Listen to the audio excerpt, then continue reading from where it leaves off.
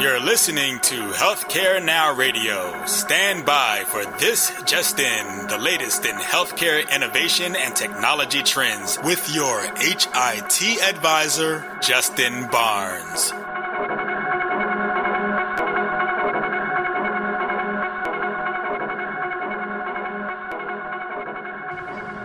Thank you, everybody, and tuning back into us. And I certainly want to thank everybody from Business Radio X who's producing this live HIMSS19 segment of This Just In Radio Show. I'm your host, Justin Barnes. Have a seat, my friend. We'll talk some fun best practices, strategies. We're live on air right now. Howard Burde from Burde Health Law. But I have to give you some big props, not just that you're an amazing lawyer. However, you are this is the brainchild of you.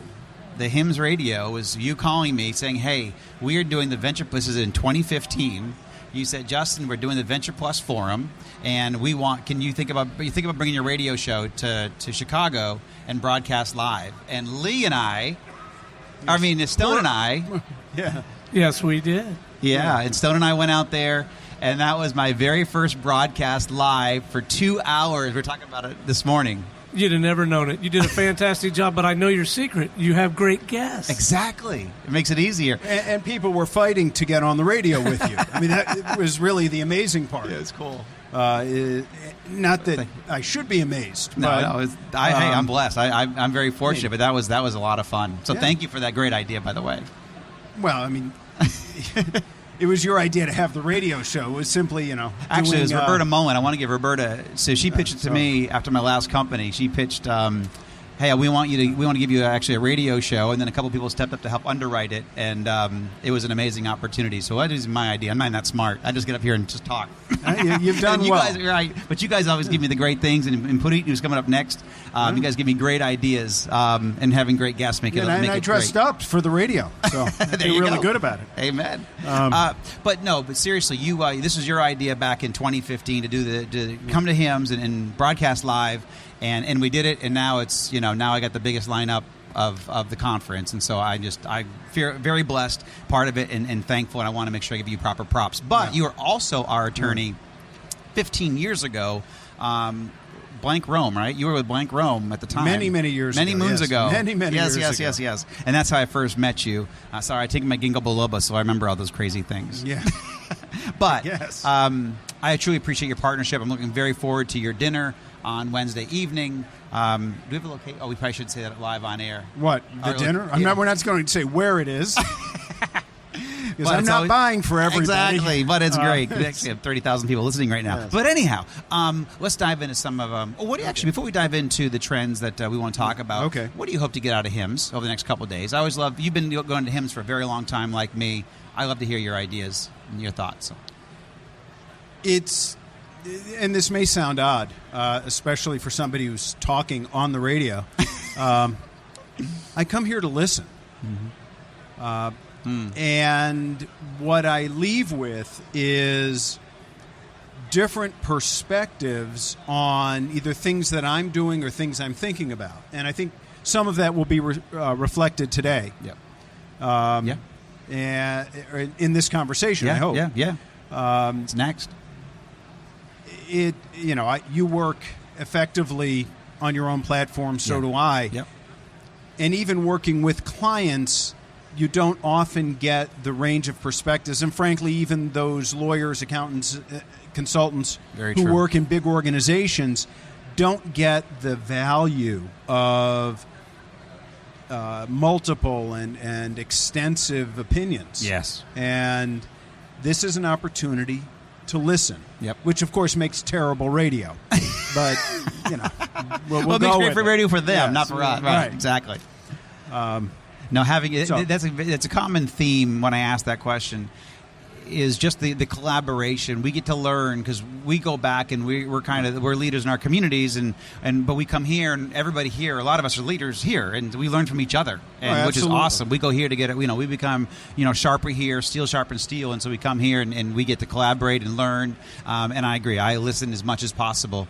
I talk too much, way too much, but I actually don't have to. You're on the radio. You have to. Correct. But I actually talk only probably 1% or 10% of the time. My guests talk 90% of the time, and so I'm always learning learning. People say, actually, I dropped my notes here. Oh, please get your notes. There we go. But people say, why do you do the radio show? I'm like, well, because it's free. It's free consulting. I get to learn all this stuff from all my guests. It's amazing. It's like an MBA program every single week. So you know what? You have 3 children in Ivy League schools, correct? So you know the cost of education? One is at Duke and one is at Penn. And You've always told me Duke was Ivy League. You've told me that all the way along. No, it's not in the Ivy League. It's in the ACC. You're in Atlanta. You know that. Kidding. No, I know you're a Duke guy, though, right? Yes. Yes, I figured. I was joking. So tell me about what healthcare, health IT trends do you see in the industry or that you're navigating? Well, I think that, and part of this is getting the perspective that we gain here, but I would focus on the development of communities or the accessing and use of communities. Mm-hmm. We can bring down healthcare costs and improve healthcare quality by focusing on existing relationships, existing communities. Now, I know this sounds a lot like managed care. Well, it is. When you define a community and define the benefits, you can control the costs and increase the quality. Yeah. That's not a secret. Right. The fact that it became roundly condemned because it was often very badly done. Correct. The idea was good. The implementation was terrible in some ways. And bad enough by enough people that we ended up losing it. Yep. But if you look at Hip Nation or Activate Healthcare, or even what's going on with Amazon Berkshire Hathaway, for sure, where they're taking a captive population of 1.3 million or so lives and offering discrete benefits. Yeah. They're going to reduce costs, and because they have by the 30%. Market, by 30%. Yeah.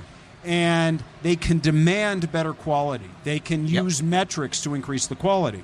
So I think that's, if there's one thing to take out of this, and if I were starting a company, I'd say focus on how to serve those markets. Amen, yes. That's one thing. The other, and this got a great deal of attention at the end, the fourth quarter of 2018, but it's a persistent issue, and that's security.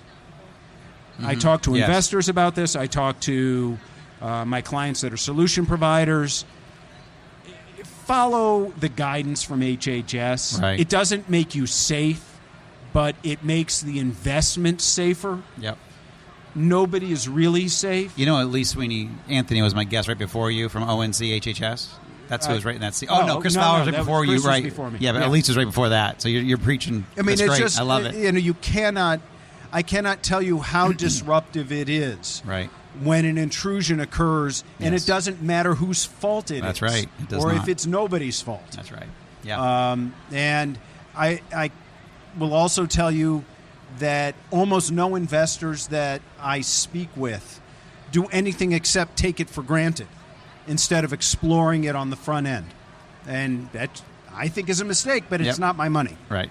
Nope, agree. So what are 2 or 3 best practices that you can offer to successfully navigate those trends or strategies that you just mentioned?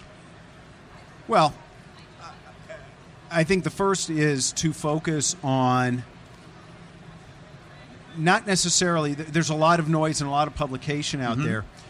What is the underlying theory behind, for example, the provision of employer or union-based care, or the Amazon Berkshire Hathaway? I mean, we can talk about it, but nobody's talking about it in terms of defined and captive populations and defined and captive benefits, which is all they are. Yeah, it's very true. And if you look at that, then, all right, what aspects of that business become important?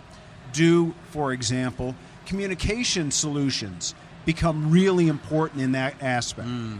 Right? And I'm not sure they do, but just about every one of those kinds of providers has a communication system. Yes. Whether it's Twine or LifeWire, which the VA uses, or any of the innumerable others. Twine, by the way, was bought by Fitbit. So they're out there. Who serves those populations and serves them well? And, by the way, while we don't like to look at it this way for political reasons, neither Republican nor Democrat, but the fact is association health plans if you call them something else, are nothing more or less than just what we're talking about. Correct. Defined existing populations. You're actually serving people where they live with their self-selected groups. Yep. And so I think that's something that we should look at. That's a real future. That's excellent. I agree. No, that's fantastic. No, and actually, I'm navigating association health plans pretty significantly now, just because. That's, I know I was giving you props. But I happen to believe it. Yes, awesome. I can tell. So now, thinking beyond, HIMSS is about the here and now. What's happening in 2019? What's happening in 2020? But think about 2022. What should we be keeping our eye on from your perspective? Either that you are, or you said that we should keep our eye on, and think about innovation, technology, policy, where health's going to be, healthcare is going to be. What are you thinking there? 2022 is both a lot further and a lot closer than we think. I was going to say the same thing. So true. And the thing to focus on any date that distant is focus on fundamentals. Yep. How is care provided? Yes. How is it paid for? If you're looking for something that is growing now and will be out there then, look at the things I've talked about. Yes. And also look at transportation. Because if you examine the provision of care and the provision of services to underserved populations, the big issue is often not access to, is not the availability of care, it's the access of care. Yeah. Which is why you get they have an appointment. Health. They just can't get there to that to that appointment. Yeah, that's right. And it's no longer ambulances serving them. Yeah, correct. So managed care plans such as AmeriHealth Caritas and Centene and others have contracts just to get their members from one place to care, which again goes to the question of, well, gee, why aren't they part of an association or other group so they can get the care where they are? That's right. But another set of circumstances that probably are outside the realm of healthcare. It's excellent. So as we wrap up here, what are you looking forward to the next day or two? Anything specific other than the big dinner we have tomorrow night? Other than dinner with Justin once a year, which is that's great. That's great, and 8 of our closest friends, which is always great. A lot of fun. What are you looking forward to? Yeah. Well, the venture program tomorrow. Oh, that's right. Yes. And that's great, not just because there are terrific panels, which there are. We have 8 well-vetted, curated companies presenting, and the number has changed over the years. It's gone from 20 down to 4, back up to 8. I would always prefer more, but you see really terrific companies that have learned how to present, that have interesting new solutions, and I think that's great. Yep. The other thing I'm going to be looking for is more on the services side, because the technology is great, but technologies have to serve services in order to get to the patients. Yep. So that's what I'm looking forward to. I love it. How many? How big is tomorrow? How many investors do you have, or entrepreneurs and all that in the room? More than I ever, have right? to stand up now. You're getting rid of me. Okay. It's fine. My next guest right here. And this is another wonderful thing. We started this. This is the 14th year of the venture program. Yeah. The first year, we had 60 people in the room, including the presenting companies. This year, they capped it after extending it at 725. Wow. So the program has really grown. The people from Health 2.0 do a spectacular job with it. Yeah. I mean, remember, this was something I would do in my spare time, and now they have a whole professional staff, which is wonderful because any one of them is more competent at it than I was in my spare time, and they're really terrific, and I'm pleased to remain a part of it. Yeah, it's a great program. Thank you, Justin. Howard Bird, thank you very much, my friend. Jennifer Reneker, Associate Professor and Coordinator of Research for the University of Mississippi Medical Center. Yes. So that's a mouthful. Yes. Excellent.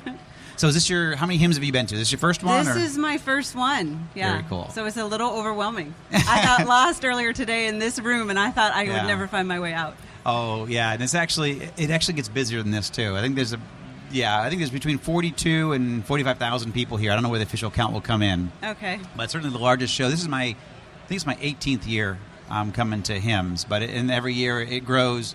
It's a lot of fun. But welcome. I'm glad you're here. Thank you. Thank you very much. Very cool.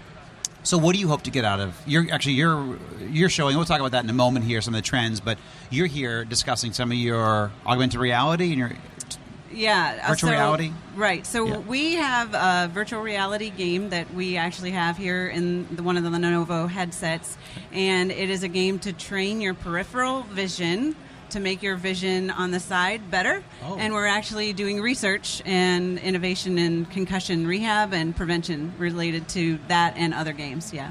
Excellent. So diving in, what are the trends that you're seeing out there on the healthcare and the health IT side that you're navigating? So I've been listening to your radio show, and it's been wonderful. But I'm very myopic compared to these big thinkers that are. Well, we have everybody. Yes. So I'm very interested in brain health, and what I see is the trend is.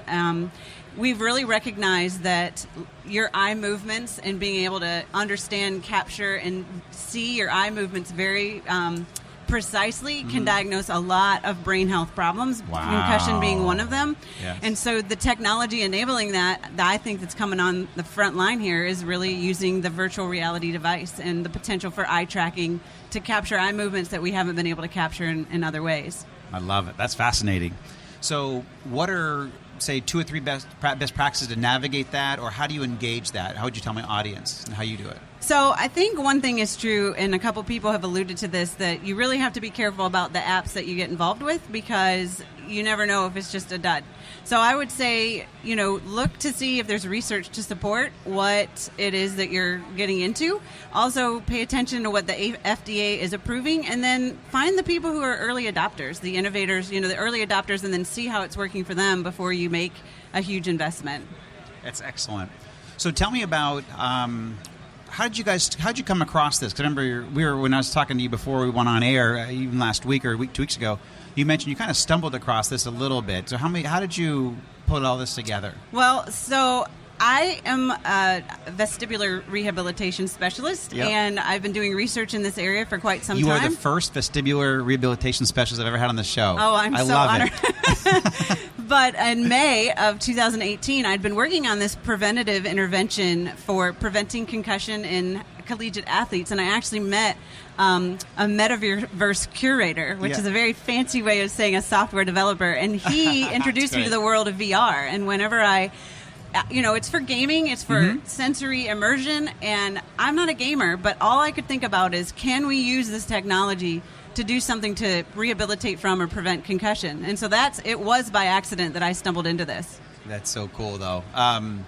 And now you're talking about 7-8 months later, you're here showing it to thousands and thousands of people. Correct. And talking about it on air to 30,000 people. That's right. That's very cool.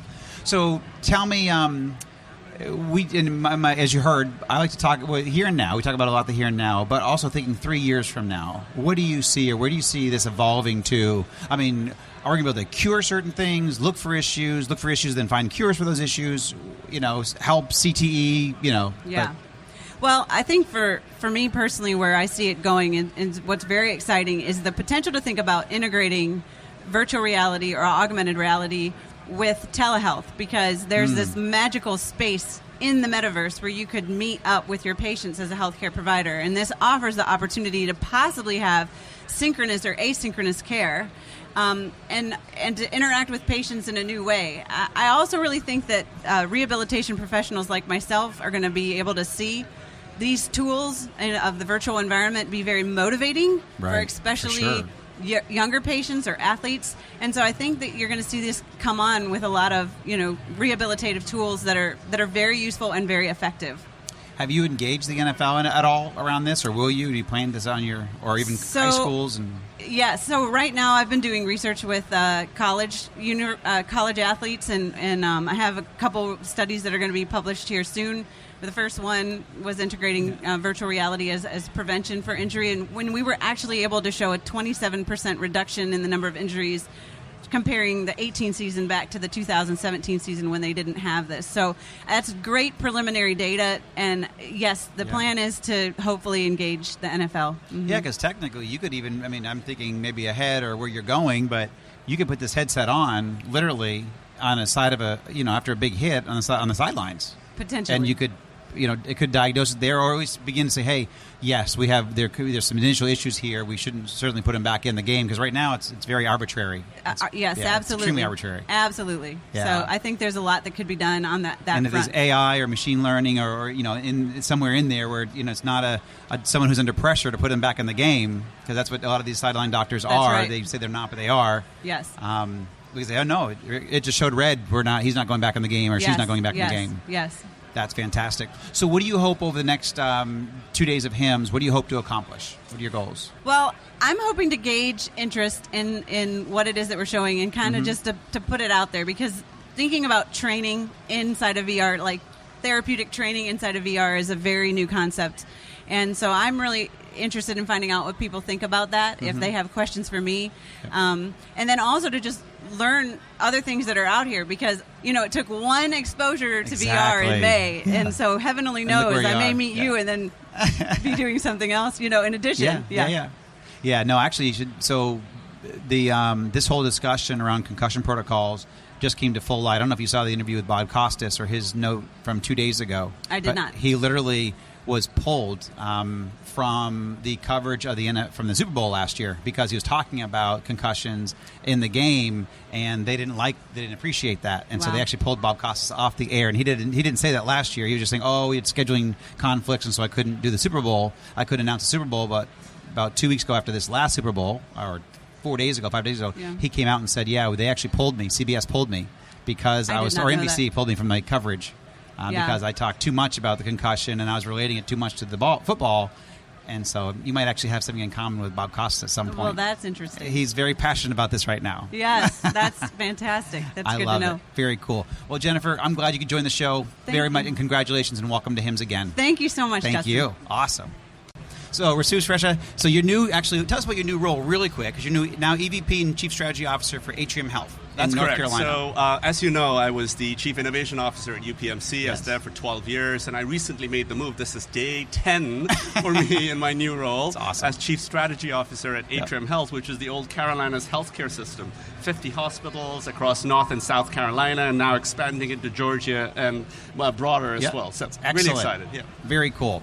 So I know you have a tight schedule too, so I'll jump right in. What healthcare and health IT trends are you seeing out in the industry and that you're navigating? Certainly in your new role even. It's really interesting. And in the 10 days that I've been there, the observations that I've made. No, but more generally speaking, for sure. Okay, right? When you look at some of the trends that are out there, and we're at a HIMSS conference with 45,000 of our closest friends, there are a lot of buzzwords out there, right? Yep. What I'm really after are specific elements of how capabilities like artificial intelligence are really making impact where impact matters the most, right? So it's specifically around areas, for example, around physician burnout.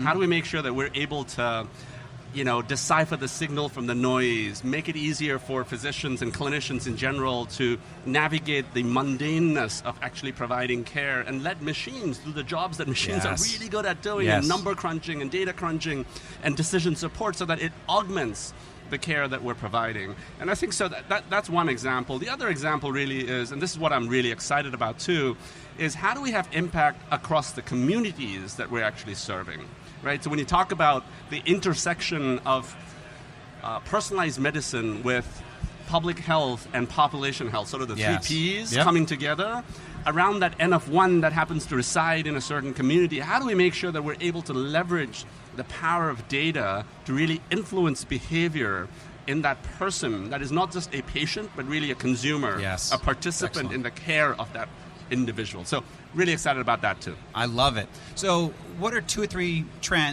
best practices that you can offer to navigate some of those trends? So clearly there's a lot of complexities in the delivery of healthcare, right? I mean, healthcare, when you think about this, is such a complex thing. We're inundated with complexity in healthcare. Complexity is the bane of our existence in healthcare. It is. We make it more complex sometimes too. But participatory design thinking, I think, is the cure.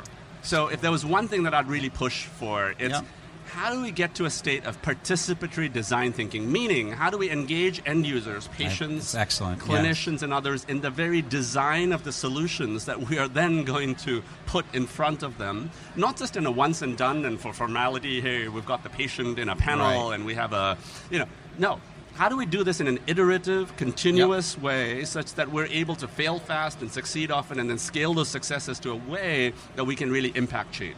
I love it. You just mentioned 3 things that actually came out in our last think tank. That was just perfect. So, you mean you just hit on all 3 of them. First of all, physicians are starting to accept, and I was actually surprised. You're a physician, so you probably weren't as much as I was, but they're actually accepting AI in care design and care planning. And so I wouldn't think that necessarily, because usually the doctor wanted to control a lot of that, but they're actually welcoming AI. They want to be trained on how to use artificial intelligence in their care strategy. That was pretty phenomenal. That came out, but also how to get, and best practices to get physicians engaged in the design that you just mentioned. So I think that's spot on as well. But thinking a little bit further ahead, in the next 2 to 3 years, kind of like what Wayne Gretzky, where the puck is going to be, what do we need to be thinking about? We're here, we're at HIMSS, we're here and now, we see a lot of stuff, AI certainly now and in the future, but what do you think we need to be thinking about that we maybe haven't thought about yet? So it's really interesting. There are lots of things coming at us, right? Yes. And lots of really interesting, shiny objects that we could be going after and completely lose our way because, true. Oh my goodness, nothing, that was nothing. Okay. The one thing that I'm really excited about is the advent of consumerization mixing together with genomics, right? Yes. So when you look at the rise of the consumer in genomics and genetics and how they're engaging themselves in looking at their own DNA makeup and their biomarkers, what works more versus less. And this is not just the Christmas present that you got in terms of a 23andMe vial that you can spit into. And, sure. And that's a important. start. I think that's a start. And and color genomics is doing some sure. really remarkable things in that realm. But it's really then marrying that data, those insights, with the specifics of who you are as a human being, marrying it then with the specifics of your preferences and your social determinants and where you live and where. So I think that continuum of where you're liberating the data that defines the genomics, marrying it with the phenotypic information of who you are as a human being, and then it all coming together in a way that actually warrants behavior change in a positive way. So we're moving the conversation from just managing illness to us really talking about managing wellness, moving from survival to managing to actually going to thrival. So that's what I'm really excited about. I love it. So in closing, I got 2 minutes. I saw something out there where I think you're traveling. You talk about unlearning. Talk about that for 2 minutes. I think it's really important. When I heard you mention that, it resonated in my head. So it's really interesting, I'm a lifelong scholar, as you are as well, and we're always learning through the hard knocks school of life and through conferences like this, and we're reading books and we're looking at best practices, and we talk about all of these different elements of how do we continually improve ourselves, how do we continue to push the needle forward, have our foot on the gas pedal and continue to learn and continue to grow. And I think that's innate to who we are as human beings, as learning organizations. That's really important. But the one element that we just have not gotten right just yet, I think, is this element of unlearning. I think it's really important for us to unlearn. Yeah. It's important for us to pause and reflect and really look at where it is that we are. Because even if some of the learnings were based on strong science and academic rigor and evidence-based guidelines, the reality is that the environment around you, the multiple factors around you keep on changing. So I think it's really important for us to pause, reflect, and figure out what's working and what's not. Yeah. What are some old paradigms that I actually have to throw out the window? You gotta get rid of them, such that I can then build these newer ways of caring for people, newer ways of looking at data, newer ways of collaboration and moving forward. So the challenge that I put out to people all the time is, what will you unlearn today? Yeah. I love it. No, you're spot on. I knew when I heard it, it resonated with me, and that's just a standard good business best practice, but certainly from your standard here and how to lead the industry and how to help people really thrive, I love it. So, Rasu, thank you very much. And for everyone listening, thank you for joining us today, and please tune in weekdays at 2:30 p.m. Eastern, 11:30 a.m. Pacific. As always, you can track me on Twitter at HITadvisor, and you use the hashtag ThisJustIn so you can respond to your comments from this show. In addition, all my content's always posted on my website at justinbarnes.com. Thanks, everyone. Have a terrific week.